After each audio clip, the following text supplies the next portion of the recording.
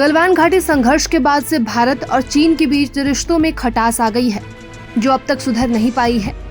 इस बीच विदेश मंत्री एस जयशंकर ने मंगलवार को कहा कि भारत ने चीन के साथ व्यापार के लिए अपने दरवाजे पूरी तरह से बंद नहीं किए हैं, लेकिन ये महत्वपूर्ण है कि दोनों देश तय करें कि किन क्षेत्रों और किन शर्तों पर व्यापार किया जाएगा। 2020 में गलवान घाटी में हुए घातक संघर्ष के बाद से भारत और चीन के बीच संबंधों में तनाव जारी है। भारत ने चीनी कंपनियों के निवेश की जांच सख्त कर दी और कई प्रमुख परियोजनाओं को रोक दिया है। इसके बावजूद हाल ही में वित्त मंत्री निर्मला सीतारमण सहित अन्य अधिकारियों ने अधिक चीनी निवेश को प्रोत्साहित करने की बात कही है।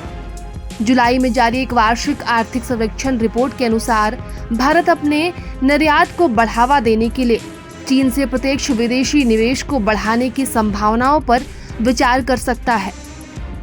और बर्लिन में आयोजित एक सम्मेलन के दौरान जयशंकर ने कहा कि भारत ने चीन के साथ व्यापार के लिए दरवाजे पूरी तरह बंद नहीं किए हैं। चीन दुनिया की दूसरी सबसे बड़ी अर्थव्यवस्था है और एक प्रमुख निर्माता भी। कोई भी देश ये नहीं कह सकता कि वह चीन के साथ व्यापार नहीं करेगा। सवाल यह है कि किन क्षेत्रों में और किन शर्तों पर व्यापार हो। ये मामला सिर्फ हाँ या ना का नहीं है, बल्कि इससे कहीं अधिक जटिल है। जयशंकर ने हाल ही के महीनों में चीन के साथ व्यापार और निवेश के संबंध में सतर्कता बरतने की आवश्यकता पर जोर दिया है। अगस्त में उन्होंने कहा था कि भारत के सामने एक विशिष्ट चीन समस्या है।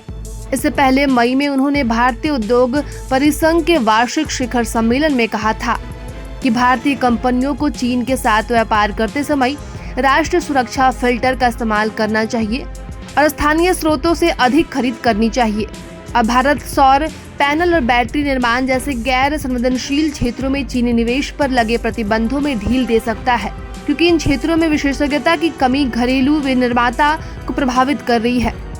2020 के बाद से भारत ने सभी चीनी नागरिकों के लिए निवेश जांच और वीजा पर सख्त प्रतिबंध लगाए थे। हालांकि अब भारत चीनी तकनीशियनों के लिए वीजा नियमों को आसान बनाने पर विचार कर रहा है, क्योंकि इन प्रतिबंधों ने अरबों डॉलर के निवेश को प्रभावित किया है।